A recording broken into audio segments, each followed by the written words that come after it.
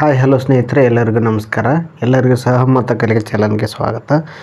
So ಯಾರೆಲ್ಲ P D O ಎಕ್ಸಾಮನ್ನು ಬರಿತಾ ಇದ್ದಾರೆ ಅವರಿಗೆಲ್ಲ ತುಂಬ ಉಪಯುಕ್ತವಾದ ವಿಡಿಯೋ ಇದಾಗಿರ್ತದೆ. ಸೊ ಹೀಗಾಗಿ ದಯವಿಟ್ಟು ಕೊನೆಯವರೆಗೂ ವಿಡಿಯೋವನ್ನು ಸ್ಕಿಪ್ ಮಾಡದೆ ನೋಡ್ತಾ ಬನ್ನಿ.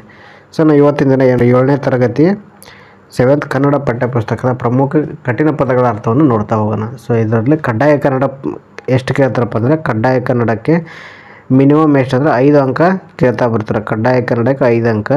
ಸೊ ಅದೇ ರೀತಿ ನೀವು ಸಾಮಾನ್ಯ ಕನ್ನಡ ಬರೀಬೇಕಾದ್ರೂ ಕೂಡ ನಿಮಗೆ 7ರಿಂದ 8 ಅಂಕ ಕೇಳ್ತಾ ಬರ್ತಿದ್ದಾರೆ. ಸೊ ಹಿಂದಿನ ವಿಡಿಯೋದಲ್ಲಿ ನಾವು 9ನೇ ತರಗತಿ ಮತ್ತು 10ನೇ ತರಗತಿಯ ಪ್ರಮುಖ ಕಠಿಣ ಪದಗಳ ಅರ್ಥವನ್ನು ನೋಡ್ತಾ ಬಂದಿದ್ದೆವು. ಸೊ ಅದರ ಮುಂದುವರೆದ ಭಾಗವನ್ನು ಇವತ್ತಿನ ದಿನ ನಾವು 7ನೇ ತರಗತಿ ಪಾರ್ಟ್ 1 ನೋಡ್ತಾ ಹೋಗೋಣ. ಸೊ ಎರಡು ಪಾರ್ಟ್ 1 ಪಾರ್ಟ್ 2 ಒಟ್ಟಿಗೆ ಆದರೆ ಸೊ ವಿಡಿಯೋ ಲೆಂತಿ ಆಗ್ತಾ ಹೋಗುತ್ತೆ. ಸೊ ಹೀಗಾಗಿ ನೀವೇನು ಮಾಡಿ, ಸೊ ಒಂದೊಂದು ವಿಡಿಯೋವನ್ನು ನೋಡ್ತಾ ಬನ್ನಿ. ಸೊ ಬನ್ನಿ ಹಾಗಾದರೆ ತರಗತಿಯನ್ನು ಆರಂಭಿಸೋಣ. ಸೊ ಅದಕ್ಕಿಂತ ಮುಂಚೆ ಯಾರಾದರೂ ನಮ್ಮ ತರಗತಿಯನ್ನು ಹೊಸದಾಗಿ ನೋಡ್ತಾ ಇದ್ದರೆ ದಯವಿಟ್ಟು ಸಬ್ಸ್ಕ್ರೈಬ್ ಮಾಡಿ, ಶೇರ್ ಮಾಡಿ, ಲೈಕ್ ಮಾಡಿ ಅಂತ ಹೇಳ್ತಾ. ಸೊ ಬನ್ನಿ. ತವರು ಅಂದ್ರೆ ತಾಯಿಯ ಮನೆ. ಬಾಳೆ, ಬಾಳೆಯ ಗಿಡ. ಸೀಬೆ, ಪೇರಳೆ. ಮುತ್ತೈದೆ ಅಂದರೆ ಮದುವೆಯಾದ ಹೆಣ್ಣು. ಕಂಚು, ಒಂದು ಲೋಹ. ಮಿಂಚಾಡು, ಹೊಳೆಯುವುದು. ಗಿನಿ, ಗಿಳಿ. ಅಲೆ, ಕಬ್ಬಿನ ರಸ ತೆಗೆಯುವ ಒಂದು ಯಂತ್ರ ಅಥವಾ ಗಾನ ಅಂತಲೂ ಕೂಡ ಕರಿಬೋದು. ಸಾರಂಗ, ಮೈಮೇಲೆ ಚುಕ್ಕೆಗಳಿರುವ ಒಂದು ಜಿಂಕೆಗೆ ಏನಂತ ಕರೀತಾರೆ? ಸಾರಂಗ. ಪಗಡೆ, ಒಂದು ರೀತಿಯ ಆಟ. ನಟ್ಟ ನಡುವೆ, ಮಧ್ಯೆ. ಹಟ್ಟಿ ಅಂದರೆ ಮನೆ. ಹಡೆದವ್ವ, ಹೆತ್ತ ತಾಯಿ. ಕೊಂಡು ಹೋಗು ಅಂದ್ರೆ ತೆಗೆದುಕೊಂಡು ಹೋಗೋದಕ್ಕೆ ಏನಂತ ಕರೀತಾರೆ? ಇಲ್ಲಿ ಕೊಂಡು ಹೋಗು ಅಂತ ಆಗಿರ್ತದೆ. ನೆಕ್ಸ್ಟ್ ಅದೇ ರೀತಿ ನೋಡಿ ಮುಂದೆ. ಒಡಲ್ ಅಂದರೆ ಶರೀರ. ಕಡುಗಲ್ಲಿ ಅಂದರೆ ಮಹಾಶೂರ. ಕ್ಷಾತ್ರ, ಕ್ಷತ್ರಿಯ ಕುಲ, ಕ್ಷತ್ರಿಯ ತೇಜಸ್ಸು. ಗರಿಯರು ಅಂದರೆ ಹಿರಿಮೆಯುಳ್ಳವರು. ಜಮ್ಮದು, ಅರಸನು ಇನಾಮಾಗಿ ಕೊಟ್ಟ ಭೂಮಿಗೆ ಜಮ್ಮದು ಅಂತ ಇಲ್ಲಿ ಕರೀತಾರೆ. ನೆಕ್ಸ್ಟ್ ಅದೇ ರೀತಿ ದಟ್ಟಿ ಕುಪ್ಪಸ್ ಅಂದ್ರೆ ಸೊಂಟಕ್ಕೆ ಕಟ್ಟುವ ವಸ್ತ್ರ ಆಗಿರ್ತದೆ. ಬಗ್ಗ, ಹುಲಿ, ವ್ಯಾಘ್ರ. ಸೊ ವ್ಯಾಘ್ರ ಅಂತಕ್ಕಂಥ ಪ್ರಮುಖ ಪದಗಳನ್ನ, ವ್ಯಾಘ್ರವನ್ನು ಏನು ಮಾಡಿದರೆ ಅನೇಕ ಬಾರಿ ಎಕ್ಸಾಮಲ್ಲಿ ಕೇಳಿದ್ರು. ವ್ಯಾಘ್ರ ಅಂದ್ರೂ ಕೂಡ ಹುಲಿ ಆಗಿರ್ತದೆ. ವ್ಯಾಘ್ರ ಅಂತ ಕೊಟ್ಟವ್ರು ಏನಾದರೂ ಸೊ ಇದರ ಅರ್ಥ ಕೇಳಿದರೆ ಇದರ ಅರ್ಥ ಏನು? ಹುಲಿ ಆಗಿರ್ತದೆ. ಬಿಮ್ಮನೆ, ವೇಗವಾಗಿ, ಸುಮ್ಮನೆ. ಬೂರಮ್ಮೆ ಅಂದರೆ ಭೂದೇವಿ. ಹುತ್ತರಿ, ಕೊಡಗರು ಹೊಸ ಅಕ್ಕಿಯನ್ನು ಮನೆಗೆ ತರುವಾಗ ಏನು ಮಾಡ್ತಾರೆ? ಆಚರಿಸುವ ಒಂದು ಹಬ್ಬ ಆಗಿರ್ತದೆ. ಕೊಡಗಿನ ಸುಗ್ಗಿ ಹಬ್ಬ ಇದಾಗಿರ್ತದೆ. ಹೊಯ್ಲು ಅಂದ್ರೆ ಹೊಡೆತ.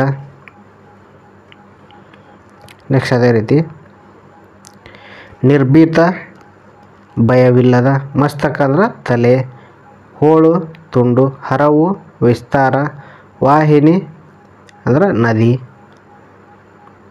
ಹರಿಗಡಿಯದೆ, ಹರಿಯುವಿಕೆಯು ನಿಲ್ಲದೆ. ವೈಶಾಲ್ಯ, ವಿಶಾಲತೆ. ಧ್ರುವತಾರೆ, ಧ್ರುವ ನಕ್ಷತ್ರ ಅಥವಾ ಸ್ಥಿರವಾದ ಲಕ್ಷ್ಯ ಅಂತ. ನಿರ್ಮುಕ್ತ, ಸರ್ವ ಸ್ವತಂತ್ರ. ನೆಕ್ಸ್ಟ್ ಹರಿದ, ಕಿತ್ತೋಗಿರುವ. ಗೋಣಿ, ಸೆಣಬಿನ ಚೀಲ. ಕಳವೆ, ಭತ್ತ. ಇರುಳು, ರಾತ್ರಿ. ಸುಂಕ, ತೆರಿಗೆ. ಅಂಧಕಾರ, ಕತ್ತಲೆ, ತಿಮಿರ. ಸೊ ತಿಮಿರ ಅಂದರೂ ಕೂಡ ಕತ್ತಲೆ ಆಗಿರ್ತೈತೆ ನೋಡಿ. ಇದನ್ನು ಸರಿಯಾಗಿ ಅರ್ಥ ಮಾಡ್ಕೊತ ಬನ್ನಿ. ತಿಮಿರ. ಪ್ರಭೆ, ಕಾಂತಿ, ಪ್ರಕಾಶ. ನಿಂದಕರು, ನಿಂದಿಸುವವ ಅಥವಾ ಬೈಯುವವ. ಈಡಿಸಲು, ಛೇಡಿಸಲು. ಚೇಷ್ಟೆ ಮಾಡೋ ಅಥವಾ ಚೇಷ್ಟೆ ಮಾಡೋ ಅಂತ ಕರೀತಾರೆ. ಸೊ ಛೇಡಿಸು ಅಥವಾ ಚೇಷ್ಟೆ ಮಾಡೋ. ಕುತರ್ಕ, ನ್ಯಾಯವಿಲ್ಲದ ಮಾತು. ಪಥಾರ್ಘ, ದಾರಿ. ವ್ರತ, ನಿಯಮ. ಪೂಜೆ, ಧಾರ್ಮಿಕ ಅನುಷ್ಠಾನ. ಬಟ್ಟೆ ಅಂದರೆ ಮಾರ್ಗ. ಸೊ ಇದು ಕೂಡ ರಿಪೀಟ್ ಆಗಿರ್ತಕ್ಕಂಥ ಪ್ರಶ್ನೆ ಆಗಿರ್ತದೆ. ವೆರಿ ಇಂಪಾರ್ಟೆಂಟ್ ಪ್ರಶ್ನೆ ಇದು. ದಾರಿ, ಬಟ್ಟೆ, ಮಾರ್ಗ, ದಾರಿ. ಪ್ರಮಥರು, ಶಿವನ ಭಕ್ತರು. ಅಳಿಮನ, ದೃಢವಲ್ಲದ ಮನಸ್ಸು. ಇದು ಕೂಡ ಪ್ರಶ್ನೆಯಾಗಿದೆ. ಅಸ್ಥಿರವಾದ ಮನಸ್ಸು. ಅದ್ದಿ, ಮುಳುಗಿಸಿದ ಅಥವಾ ತೋಯಿಸಿದ ಅಂತಲೂ ಕೂಡ ಕರಿಬೋದು. ನೆಕ್ಸ್ಟ್ ಅದೇ ರೀತಿ ಅಮೇರಿಂಡಿಯನ್ನರು ಅಂದರೆ ಅಮೇರಿಕ ಭೂಖಂಡದಲ್ಲಿ ಐರೋಪ್ಯರು ಬಂದು ವಸಾಹತು ಸ್ಥಾಪಿಸುವುದಕ್ಕೆ ಮೊದಲು ಅಲ್ಲಿ ವಾಸವಾಗಿದ್ದ ಮೂಲ ನಿವಾಸಿಗಳನ್ನ ಏನಂತ ಕರೀತಾರೆ? ಅಮೇರಿಂಡಿಯನ್ನರು ಅಂತ ಕರೀತಾರೆ. ಇಲ್ಲಿ ಕೊಲಂಬಸ್ ಈ ಭೂಖಂಡವನ್ನು ಭಾರತವೆಂದೇ ಭಾವಿಸಿದೆ. ಇಲ್ಲಿ ಸ್ಥಳೀಯರು ಇಂಡಿಯನ್ಸ್ ಎಂದು ಕರೀತಿದ್ರು. ಇಂಡಿಯನ್ಸ್ ಬಗ್ಗೆ ನಿಮಗೆ ಗೊತ್ತಿರಲಿ. ಸೊ ಅದಕ್ಕಿಂತ ಇಂಪಾರ್ಟೆಂಟ್ ಏನಪ್ಪ ಅಂದ್ರೆ ನಮಗೆ ಸಮಾನಾರ್ಥ ಪದಗಳನ್ನ ನೋಡ್ತಾ ಬನ್ನಿ. ಧೂಳಿಪಟ ಅಂದರೆ ಸಂಪೂರ್ಣವಾಗಿ ನಾಶವಾಗುವುದು. ಗಾಲ್ಫ್ ಶ್ರೀಮಂತರ ಆಟವೆಂದೇ ಪ್ರಸಿದ್ಧವಾಗಿರುವ ಒಂದು ಬಗೆಯ ವಿಲಾಸಿ ಆಟ. ಹಿನ್ನೀರಿನ ಕೋವು, ಸಮುದ್ರವು ಒಳಚಾಚಿರುವ ನೆಲಭಾಗ. ಲಕ್ಸುರಿ ವಿಲಾಸ. ಓಕ್ ಅಂದರೆ ಎತ್ತರಕ್ಕೆ ಬೆಳೆಯುವ ಒಂದು ಜಾತಿಯ ಮರಕ್ಕೆ ಓಕ್ ಅಂತ ಕರೀತಾರೆ. ಗಾಲ್ಫ್ ಕೋರ್ಸ್, ಗಾಲ್ಫ್ ಆಟಗಾರರ ಅಂಕಣ. ಸ್ಟೇ ಹೋಮ್ ಅಂದರೆ ಪ್ರವಾಸಿಗರು ಉಳಿದುಕೊಳ್ಳಲೆಂದು ಕಟ್ಟಡದ ವಸತಿ. ಹೇಲಿ ಅಂದರೆ ಹೆಲಿಕಾಪ್ಟರ್. ನೆಕ್ಸ್ಟ್,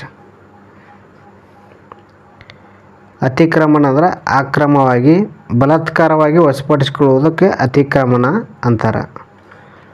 ಅಭಿಯಂತರರು ಅಂದರೆ ಇಂಜಿನಿಯರಿಗೆ ಅಭಿಯಂತರರು. ಪುರಾಭಿವೃದ್ಧಿ ನಗರ ಅಭಿವೃದ್ಧಿ. ಲಿಬರ್ಟಿ ಸ್ವತಂತ್ರ. ಅಮೇರಿಕದ ಸ್ಟ್ಯಾಚ್ಯೂ ಆಫ್ ಲಿಬರ್ಟಿ ಪ್ರತಿಮೆ ಪ್ರಸಿದ್ಧವಾಗಿದೆ. ನೆಕ್ಸ್ಟ್, ಪರ್ಯಾವರಣ ಅಂದರೆ ಪರಿಸರ. ತಟಸಸ್ಯ ಸಂಕುಲ, ನದಿ ಅಥವಾ ಸಮುದ್ರ ದಂಡೆಯಲ್ಲಿ ಬೆಳೆಯುವ ಒಂದು ಜಲಸಸ್ಯ ಆಗಿರ್ತದೆ.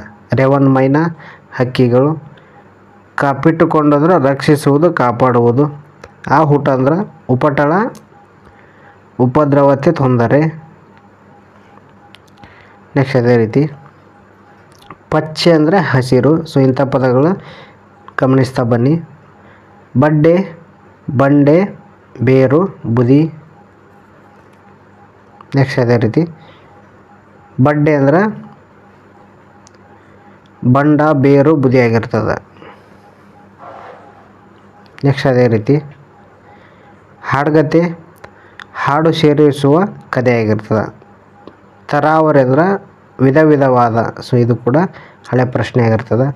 ಭೀತಿ, ಭಯ, ಹೆದರಿಕೆ. ಪ್ರಾಣಿಗಿಂಡಿ, ಕಾಡಿನಲ್ಲಿರುವ ಪ್ರಾಣಿಗಳು ನೀರನ್ನು ಕುಡಿಯುವುದಕ್ಕಾಗಿ ಹೋಗಲು ಮಾಡಿಕೊಂಡ ಒಂದು ಕಿಂಡಿಗೆ ಏನಂತಾರೆ? ಪ್ರಾಣಿಗಿಂಡಿ ಅಂತ ಕರೀತಾರೆ. ಅಂಗಳ, ಅಂಕಣ, ಮನೆಯ ಮುಂದಿನ ಜಾಗ ಆಗಿರ್ತದೆ. ಹಿಂದಿನ ಬಯಲು ಭಾಗ. ಸಾಂತ್ವನ, ಸಮಾಧಾನ. ಸಂತೈಸುವಿಕೆ, ನುಡಿ. ಆಸರೆ, ಸಹಾಯ, ರಕ್ಷಣೆ ಆಗಿರ್ತದೆ. ಮದ್ದು ಅಂದರೆ ಔಷಧ. ಪಲಾಯನ ಪಡಿಸಂದ್ರೆ ಓಡಿ ಹೋಗುವುದು. ಮಾಗು, ಒನಗು, ವಾಸಿಸು. ಸಂಭ್ರಮ, ಉತ್ಸಾಹ, ಸಡಗರ, ಸಂತೋಷ. 3 ಸಮಾನಾರ್ಥಕಗಳಾಗಿರ್ತವೆ. ಬಿಡಿ ಅಂದರೆ ಬಿಡುವುದಿಲ್ಲ. ಯಾವತ್ತಾರಂದರೆ ಯಾವತ್ತಾದರೂ, ಇನ್ನೊಂದು ದಿನ. ಸೊ ಪ್ರಮುಖವಾಗಿ ನಾವೇನು ಮಾಡಿದ್ವಿ, 7ನೇ ತರಗತಿಗೆ ಸಂಬಂಧಿಸಿದ ಪ್ರಮುಖವಾಗಿ ಪಾರ್ಟ್ 1 ಸಮಾನಾರ್ಥಕ ಪದಗಳನ್ನು ನೋಡ್ತಾ ಬಂದ್ವಿ. ಸೊ ಅದರೊಂದಿಗೆ ಮತ್ತೊಂದು ಟಾಪಿಕ್ ಆಗಿರುತ್ತಪ್ಪ ಅಂದರೆ ಪ್ರಮುಖವಾಗಿ ನಿಮಗೆ ಸಾಮಾನ್ಯ ಕನ್ನಡದಲ್ಲಿ ಕೇಳ್ತಾ ಬಂದಿದ್ದಾರೆ. ಸೊ ದೇಶೀಯ ಭಾಷೆಗಳು, ಅನ್ಯ ದೇಶೀಯ ಭಾಷೆಗಳು ನೀವು ಕೇಳಿದ್ದೀರ. ಸೊ ಅದರ ಬಗ್ಗೆ ನಾವಿಲ್ಲಿ ಏನು ಮಾಡೋಣ, ನೋಡ್ತಾ ಹೋಗೋಣ. ಕನ್ನಡಕ್ಕೆ ಬಂದ ಅನ್ಯ ದೇಶ ಪದಗಳಿಗೆ ಕೆಲವು ಉದಾಹರಣೆಗಳನ್ನು ಇಲ್ಲಿ ನೋಡಿ. ಸಂಸ್ಕೃತದಿಂದ ಕನ್ನಡಕ್ಕೆ ಬಂದ ಪದಗಳು. ಸೊ ಇಷ್ಟೊತ್ತನ್ನು ಏನು ನೋಡಿದ್ವಿ, ಕನ್ನಡ ಪದಗಳ ಪ್ರಮುಖವಾದ ಕಠಿಣ ಅರ್ಥಗಳನ್ನು ನೋಡ್ತಾ ಬಂದಿರ್ತೀವಿ. ಸೊ ಇವಾಗ ಏನಪ್ಪ ಅಂದ್ರೆ ಕನ್ನಡಕ್ಕೆ ಬಂದ ಅನ್ಯ ದೇಶೀಯ ಪದಗಳಿಗೆ ಕೆಲವು ಉದಾಹರಣೆಗಳನ್ನು ನೋಡ್ತಾ ಬರೋಣ. ಸಂಸ್ಕೃತದಿಂದ ಕನ್ನಡಕ್ಕೆ ಬಂದ ಪದಗಳು ಸೊ ಯಾವ ರೀತಿ ಇರ್ತಾವಪ್ಪ ಅಂದ್ರೆ ಭೂಮಿ, ನದಿ, ದಯೆ, ರಾತ್ರಿ, ಕತೆ, ಸಂಜೆ, ದೀಪ, ಮುಖ, ಶಕ್ತಿ, ಧರ್ಮ, ಪುಣ್ಯ, ರಾಜ, ಯುದ್ಧ. ಇವು ಪ್ರಮುಖವಾಗಿ ಕನ್ನಡಕ್ಕೆ ಬಂದಿರತಕ್ಕಂಥ ಪದಗಳಾಗಿರ್ತವೆ. ಯಾವುದರಿಂದ ಅಂದ್ರೆ ಸಂಸ್ಕೃತದಿಂದ ಬಂದಿರ್ತವೆ. ಸೊ ಪೋರ್ಚುಗೀಸ್ನಿಂದ ಬಂದ ಪದಗಳು ಯಾವ ರೀತಿ ಅಂದರೆ ಇವು ವೆರಿ ಇಂಪಾರ್ಟೆಂಟ್ ಆಗಿರ್ತವೆ. ಅನೇಕ ಬಾರಿ ಎಕ್ಸಾಮಲ್ಲಿ ಇವೇ ಉದಾಹರಣೆಗಳು ಡೈರೆಕ್ಟಾಗಿ ಕೇಳಿರ್ತಾರೆ. ಸೊ ಅಲಮಾರು ಪೋರ್ಚುಗೀಸ್ ಪದ, ಸಾಬೂನು, ಪಾದ್ರಿ, ಇಸ್ತ್ರಿ, ಮೇಜು ಇವೆಲ್ಲ ಪ್ರಮುಖವಾಗಿ ಎಲ್ಲಿಂದ ಬಂದಿರ್ತವೆ ಅಂದರೆ ಪೋರ್ಚುಗೀಸ್ ಪದಗಳು ಇವಾಗಿರ್ತವೆ. ಸೊ ಹೀಗಾಗಿ ಇದನ್ನು ನೀಟಾಗಿ ಅರ್ಥ ಮಾಡ್ಕೊತ ಬನ್ನಿ. ಪರ್ಸೋ ಅರೇಬಿಕ್ನಿಂದ ಬಂದ ಪದಗಳು ಯಾವಂದ್ರೆ ಜಮೀನು, ಸರ್ಕಾರ, ರೈತ, ಸಲಾಮು, ಕಾನೂನು, ಕಾಗದ, ಬಂದೂಕು, ಚುನಾವಣೆ, ಮಂಜೂರು, ದರ್ಬಾರು, ಅಸಲು, ನಕಲು, ರಸ್ತೆ ಇತ್ಯಾದಿಗಳೇ ಬಂದಿರ್ತವೆ. ಸೊ ಪರ್ಸೋ ಅರೇಬಿಕ್ನಿಂದ ಬಂದಿರತಕ್ಕಂಥ ಪದಗಳಾಗಿರ್ತವೆ.